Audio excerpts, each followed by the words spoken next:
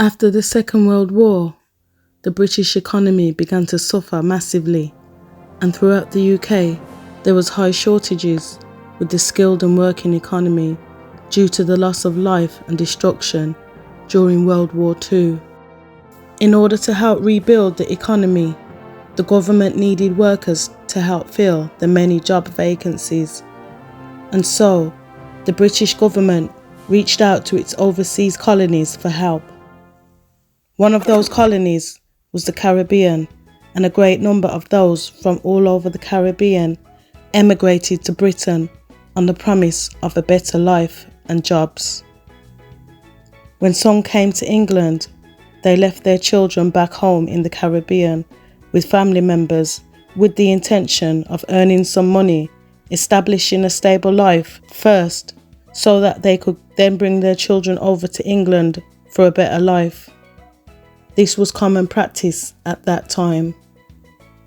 One such person who did this was Myrna Simpson, then known as Myrna Donegan. She arrived in London from Jamaica on New Year's Day in 1961. She had left her daughter, a then 7-year-old Joy Burke, in the care of her maternal grandmother while she came to England to work and establish a better life for her and her child, where she would send money back home for her child and visit her every year. Whilst in England, Myrna got her British citizenship and gained employment. She met and married Ramford Simpson and went on to have more children.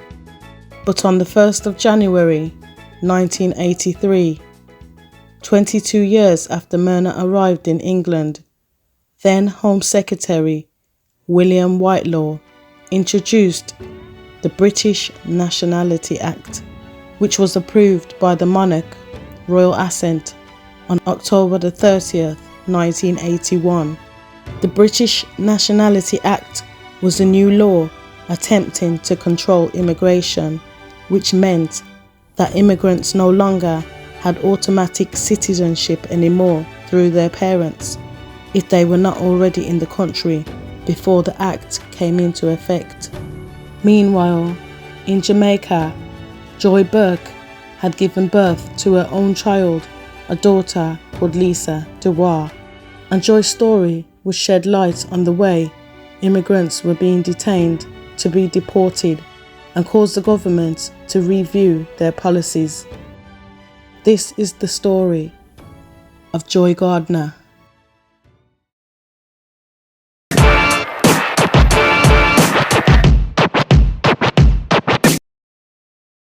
Joy Burke grew up in Long Bay, Portland, Jamaica, and eventually left her grandmother's home to move to Kingston, the capital of Jamaica, to pursue her dreams.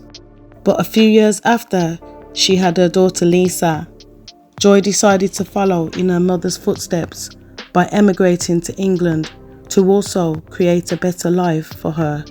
Leaving her daughter Lisa behind in the care of family, as her own mother had done years earlier, Joy made her way from Jamaica to England. When Joy arrived in the UK in July 1987, she was 4 months pregnant. She had come over to England on a 6-month visa. Joy gave birth to a son in a British hospital who she called Graham the following year. 3 years after she'd come to England, in September of 1990, Joy married a Joseph Gardner. Some reports say that his name was John, and Joy Burke became Joy Gardner.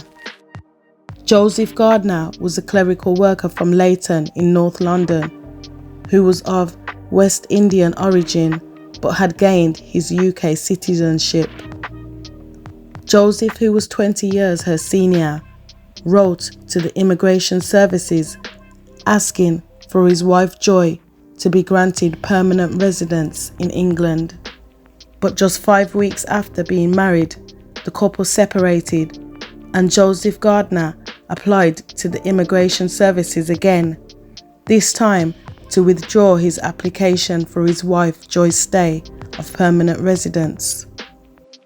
Joseph claimed that Joy had been violent towards him during their short 5-week marriage, claiming that Joy beat him up and tried to kill him by leaving gas rings on, resulting in him having to take 2 injunctions out against Joy to stop her from coming to his house. According to a statement that Joseph Gardner would eventually go on to make to the Daily Mail newspaper, Joseph told reporters, "It's true that she hit me, but I don't want to go into details unless you pay me a lot of money." But those who knew Joy deny that she was violent, with neighbours, family and friends describing her as a sweet, pleasant, polite and calm woman and a devoted mother. Joy moved house several times, but eventually she moved into her own house at number 8 Topsfield Close in Crouch End in London, all the while informing the immigration services of wherever she was staying so they knew where she was. Joy's husband was interviewed at length by immigration officers, and the results of the interview led them to believe that their 5-week marriage was a marriage of convenience, solely for the purpose of obtaining British citizenship. The immigration services also determined that Joy had come to the UK whilst 4 months pregnant so that she could claim permanent residency in England by saying she had a British-born child. Based on this, Joy's application for permanent residency in the UK was denied, and in October 1990, Joy was told to leave the UK or be deported. In December 1990, Joy Gardner applied for a judicial review of her case, but this was turned down 4 months later in April 1991. 6 months later, in October 1991, Joy Gardner was served a notice of intention to deport, which she appealed. This time, a restriction order was sought on Joy, meaning that she had to report to Stoke Newington Police Station regularly. And 6 months after that, in April 1992, the Immigration Appeals Tribunal denied Joy's appeal and a deportation order was issued. And in the summer of 1992, a flight was arranged to deport Joy back to Jamaica, along with her son Graham, who was born in the UK and had never been to Jamaica before. But Joy failed to turn up for the flight, saying that she had not received any notification of the flight.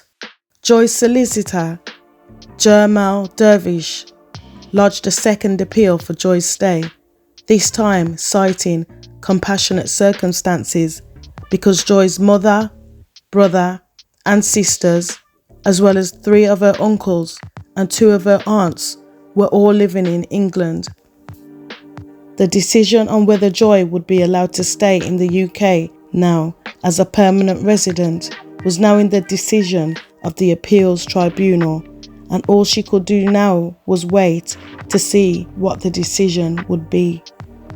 In the meantime, in 1993, Joy Gardner enrolled at the London Guildhall University, where she began a course in media studies in order to pursue her dream of becoming a journalist.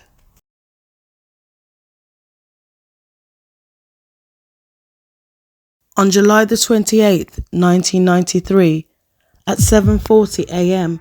in the morning, as Joy and her 5-year-old son Graham was in bed, Joy was awoken to banging on her front door. It was 2 police officers from Hornsey Police Station, alongside officials from the Immigration Services and 3 officers from the Alien Deportation Group, known as the ADG. They had come with orders to detain and remove Joy and her 5-year-old son Graham, although he had been born in the UK, as a flight had been booked for them to be deported to Jamaica at 3 p.m. from Heathrow Airport that day, unknown to Joy until this time. The officers claim that Joy became agitated and removed her t-shirt she was wearing and shouted, "I would rather kill myself than go back to Jamaica," and she refused to let the authorities in. An ADG officer then blocked the door with his foot to prevent Joy from closing it, and then cut through the chain lock that was on the front door with a pair of pliers and came into the home. It's been alleged that Joy then went to the phone to call her solicitor, but the phone was ripped from the socket by a police officer to prevent her from doing so. The officers alleged that Joy became aggressive and had superhuman strength, and all 7 officers and officials could not handle or control her one because of this. PC Brian Adamson described Joy as the most violent female prisoner he had ever encountered in his 12 years of service, lashing out with her arms and legs and fighting and struggling with the deportation officers. An officer claimed that he was bit on the arm by Joy, which was extremely hard and painful, and an ADG officer ordered Joy to be decked. And Joy fell to the floor, breaking a chair and her watch in the process. Joy landed face down and was then turned onto her back and handcuffed. Joy's 5-year-old son Graham, who had been in the room at the time and had witnessed the whole incident, was escorted out of the room by an officer, where he was led to his bedroom to prepare his things for his deportation, but he could still hear his mother's cries. The ADG officers claim that Joy was in a fury and it took all their strength to hold her arm. 2 officers were holding her legs down on the floor. Another officer was holding her head, whilst another officer sat on top of her on her midriff. They then shackled her to a body belt and shackled her hands to the body belt so that she could not move. She also had leather belts tied to her thighs, her waist and her ankles. Joy began screaming, so an officer decided to wrap a roll of sticky plaster tape, which was 4 centimeters wide, around her head several times. The officers claim that Joy began biting the tape and that the first tape did not stop Joy from screaming. They also claim that although Joy's hands were shackled to a body belt, she managed to use her hands to try to lift the tape off her face.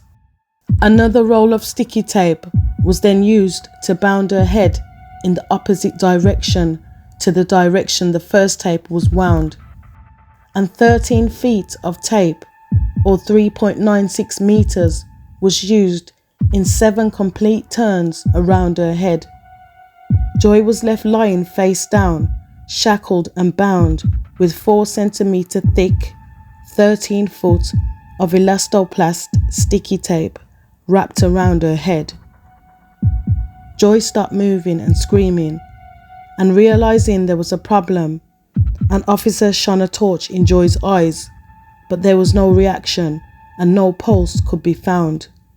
The officers then began to try to resuscitate Joy, and at 8:04 a.m., just 24 minutes after knocking on Joy's door, an ambulance was called, stating that Joy had collapsed and stopped breathing. At 8:15 a.m., the paramedics arrived, where they checked Joy and realized that she had no heartbeat or any signs of heart activity. The paramedics worked on Joy and transported her to Whittington Hospital in North London, reaching the hospital at 8:34 a.m, where they continued working on her and managed to get her heart beating. 6 minutes later, at 8:40 a.m. But this was short-lived, and at 8:43, Joy Gardner was taken to the intensive care unit ward, where she was put on life support. Joy's mother, Myrna Simpson, was informed by her son that Joy was in the hospital and she rushed to see her daughter. When she reached the hospital, she noticed police standing in the hallway, and at Joy's bedside, she saw her daughter covered in wires with foil all over her and on a ventilator pumping oxygen into her. She also noticed that Joy had bruises on her face, lacerations to her wrists, and bruising to her arm and neck. She also had a minor head wound. Joy's mother, Myrna, approached the doctor to ask about Joy's condition, and she was told that Joy had little chance of survival.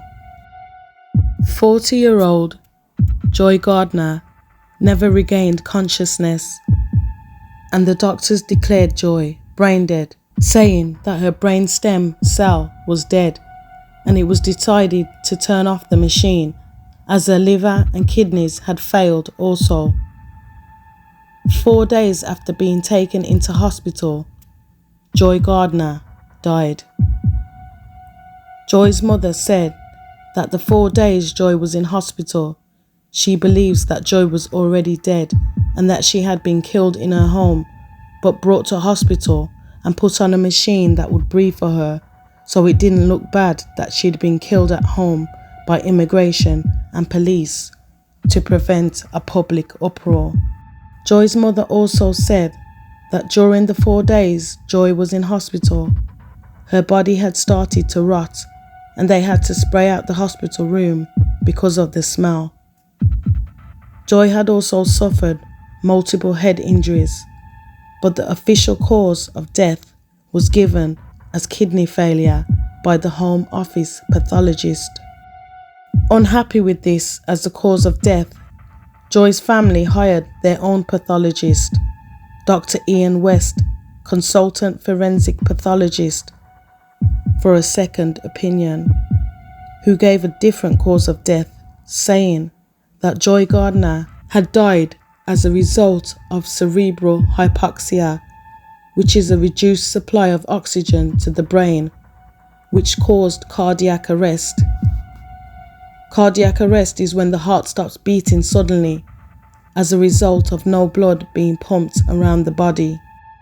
The Home Office pathologist who did Joy's first autopsy also claimed that Joy died as a result of kidney failure, then later said it was head injuries in the struggle to restrain her. But the second pathologist that Joy Gardner's family had hired, Dr. Ian West, denied that Joy had died as a result of any head injuries. It was also agreed by a leading neuropathologist that Joy did not die as a result of head injuries and that Dr. Ian West's findings were correct. The police questioned this and ordered another post-mortem to investigate whether Joy had any underlying heart conditions that could have caused her to die. In total, Joy was examined by 4 different pathologists who agreed with Dr. Ian West's finding that Joy's death had been caused by cerebral hypoxia, a reduced supply of oxygen to the brain, most likely caused by asphyxia as a result of the gag that was in her mouth and taped 7 times around her head. Joy's mom, Myrna, said that Joy Gardner was beaten and knelt on. Her face was taped up and she was also kicked. Her head was stamped on and chairs were used to strike her body. She said that officers beat Joy while she was handcuffed and Joy was dead before she even reached the hospital. Joy Gardner's lawyer, Sunil Galani, said that they were not told at first that a gag had been used on Joy Gardner, so they were requesting a public inquiry for full results of what happened to Joy and not just a police inquiry. And inquiries were also being made on whether a chokehold had been used on Joy Gardner. Another solicitor for Joy Gardner, Jamal Dervish, also said that he was not told about Joy's deportation until the event where she died, and so at the time he thought that the Home Office was still considering her appeal application and believes that the Home Office consciously misled him. Instead, he received 2 letters from the immigration services on the day Joy had been taken to the hospital, dated the 26th of July. The first letter from a Miss C. Hanrahan in room 801 at immigration headquarters, saying that arrangements would be made shortly to deport Joy Gardner and her 5-year-old son Graham, whilst the second letter said that arrangements had now been arranged for expulsion. The immigration services said that they deliberately held back the deportation order until after the day Joy had been deported to prevent further appeals, and because of this, it was done without giving Joy or her solicitor any notice.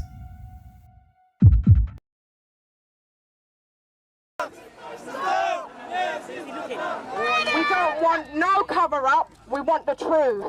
On Saturday, the 7th of August, 1993, 6 days after Joy's death, 1,200 people marched in protest of Joy's death, where Myrna and Joy's 5-year-old son Graham placed a wreath in Joy's memory at Hornsey Police Station. And it's alleged that a mob of angry protesters threatened to firebomb the police station. 2 people were also arrested for obstruction. And just over a week after Joy died, on Wednesday the 11th of August 1993, a demand for a public inquiry was delivered to the then Prime Minister, John Major, at number 10 Downing Street, after the second post-mortem showed that Joy Gardner had been suffocated to death. In the same month of August 1993, the use of mouth gags was suspended, and 5 months later, in January 1994, they were banned altogether by Home Secretary David Howard. But 10 years before Joy Gardner's death, in 1983, police were told that gagging deportees was only justified on board an aeroplane and only with the permission of the aircraft commander. The use of restraints was not justified outside of aircraft, and officers were not trained in using body belts, and the use of mouth gags was not referred to in the police self-defense and restraint manual. The Assistant Chief Constable of Essex Police began an investigation into Joy's death under the supervision of the Police Complaints Commission Authority, pursuant to Section 88 of the Police Criminal Evidence Act 1984. But it was said that the immigration officers that had been involved in helping to detain Joy Gardner could not be investigated, as the Police Complaints Authority was only authorised to investigate complaints against police. The investigation was completed 6 months after Joy Gardner's death and handed to the Crown Prosecution Services for review. It was a 230-page report, which was accompanied by 1,500 pages of evidence, including medical, pathological and neuropathological evidence, as well as evidence from police instructors, immigration documents, and tape-recorded interviews with all of the officers that were involved in detaining Joy Gardner. But the report was not released to the public or any member of Joy's family, and the layperson who had supervised the Police Complaints Authority investigation stated they discovered what they described as matters of grave concern and exceptional nature. After the Crown Prosecution Services viewed this report on the 26th of April 1994, manslaughter charges were brought against 3 of the officers that had been present and participated in Joy's detainment. PC John Borrell, age 43. Detective Sergeant Linda Evans, aged 42. And PC Colin Whitby, aged 48. All three officers were members of Scotland Yard's Extradition, Passport and Illegal Immigrant Unit. The three officers claimed that they were being used as scapegoats. Metropolitan Police Commissioner Paul Condon decided to suspend the specialist police squad that assisted the immigration officers in deportations, and the specialist unit of the Metropolitan Police, the ADG, the Alien Deportation Group, was disbanded in August of 1993. Officers were used to accompany immigration officers during deportations, as the immigration officers had no power of arrest. 2 officers were also used to accompany deportees on their flight out of the country. Police Commissioner Paul Condon stated, "This has been a tragic and painful experience for all those concerned, particularly for the family and friends of Joy Gardner, for who the pain was perhaps greater because of the circumstances and publicity surrounding it." He added that lessons had been learned and new measures had been put in place following a review of deportation operations.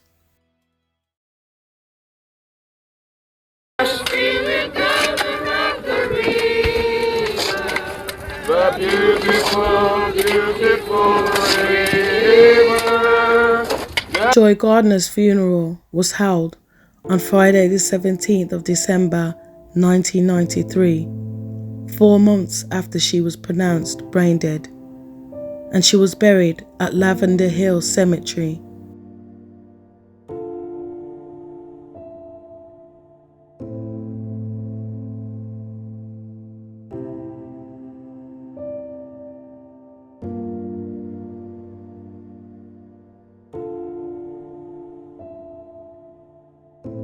Joy's son, who was 5 years old at the time of her death, blamed himself for not being strong enough to save his mum.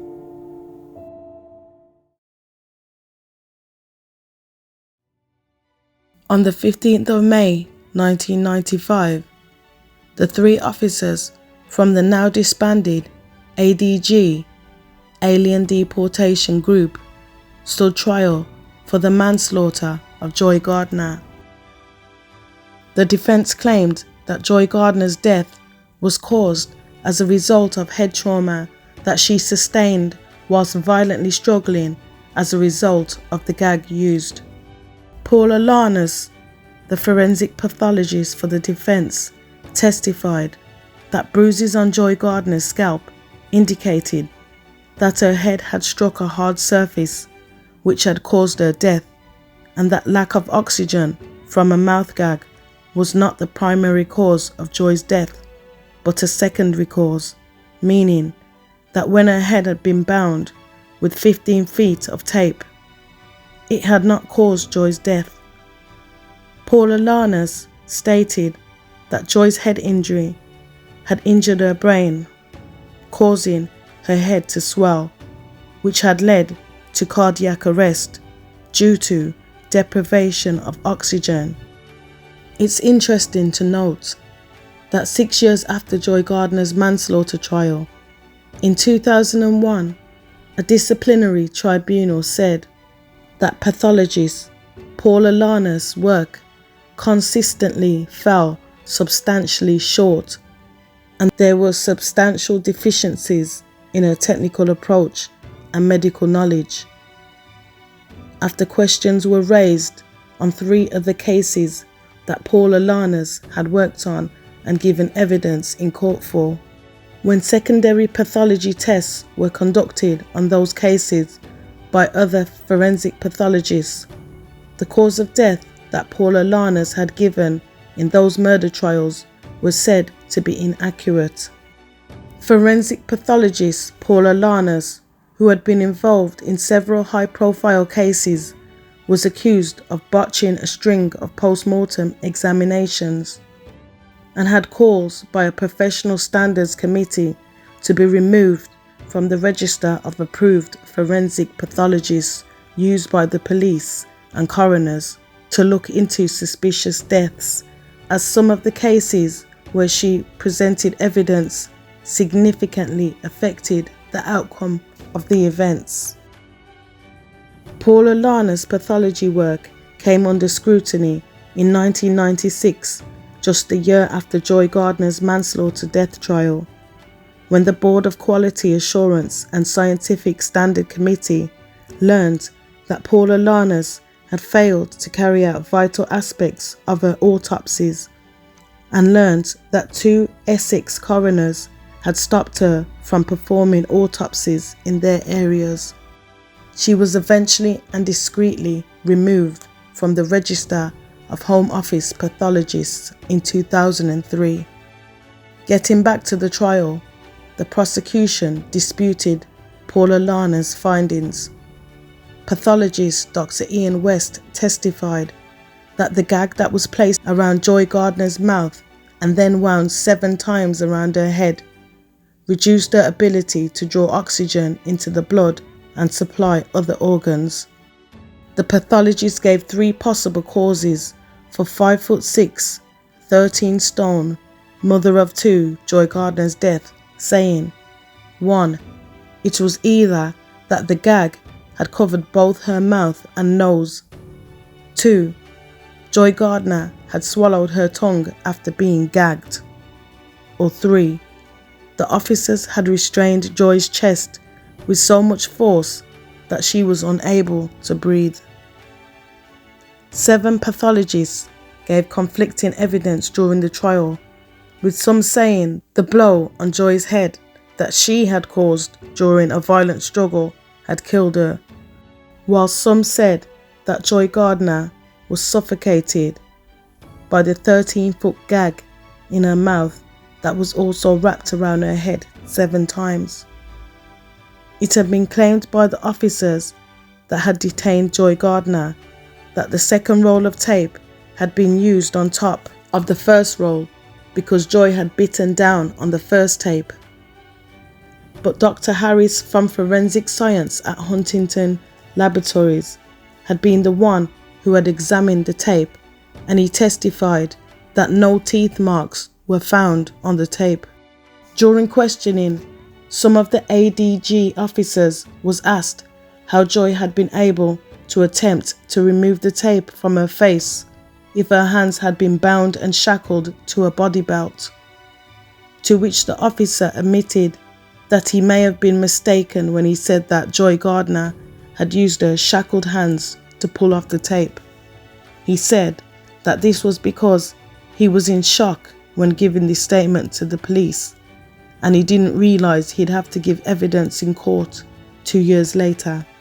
The officers stated that they had honestly believed that it was reasonably necessary to use a gag on Joy Gardner, as Joy was one of the most violent persons they'd ever come across. And this is the narrative that the media ran with. On the 2nd of June 1995, Detective Constable John Burrow was acquitted on the direction of Judge Mr. Justice Mantle, and almost 2 weeks later, on Wednesday the 14th of June 1995, Detective Sergeant Linda Evans and PC Colin Whitby held hands in the dock as the verdict was read out, and they were both found not guilty of the manslaughter of Joy Gardner. The jury of 7 men and 5 women took 9 hours to deliberate before agreeing with the defense that Joy Gardner had died as a result of hitting her head whilst violently struggling with the officers, meaning that 13-foot roll of sticky tape that had been wound around her head had not caused her death. Upon hearing the verdict, Detective Sergeant Linda Evans mouthed the words, "Thanks," to the jurors. And just like that, Detective Sergeant Linda Evans and PC Colin Whitby was reinstated back into the police force after a 2-year suspension. This is the end of the case. This isn't the end of the case. It's not at all. I'm fighting until I die for justice for Joy. I am sorry. I've got to fight for Joy because Joy is lying in the cemetery.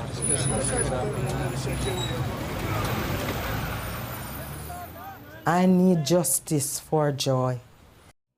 After the trial, the Police Complaints Authority announced that there would be no internal discipline of the officers, as it would be the same as a criminal charge, and they had been acquitted. After the verdict, Joy's mother, Myrna Simpson, who said she had come to England and had always worked whatever the weather as a care assistant, washing English people's knickers, cleaning up their messes, also stated that Joy was not an animal, but these people wouldn't even treat animals the way they treated Joy. Whatever they do, they can't bring Joy back. I wish they could, but they cannot do that. I didn't get to spend enough time with Joy. I left to come to England when she was so little. Joy Gardner's uncle Carl Smith said, "It was horrendous. You wouldn't do that to an animal and expect the animal to survive." Carl remains convinced that Joy would never have been trussed up if she was white, and he dismissed claims that Joy was violent, saying, "Ours is not a violent family. The establishment failed not only Joy, but many others, mainly on the basis of their colour." Bernie Grant, MP for Tottenham, who had been supporting Joy Gardner's family throughout, said, "It is becoming increasingly commonplace for the deaths of black people in custody to go unpunished. There is a feeling that a black life is worth nothing." Joy's son, Graham, was raised by his grandmother, Myrna, and received counselling for 6 years from the Children's Trauma Clinic at the Royal Free Hospital, suffering from PTSD after witnessing the last moments of his mother. In February 1999, 6 years after Joy's death, Joy's family, alongside solicitor Jane Coker, brought a civil lawsuit for compensation against the police, the Home Office and the Immigration Services on behalf of Joy Gardner's then 7-year-old son, Graham. Graham is now in his 30s and lives in North London. He also has a son of his own.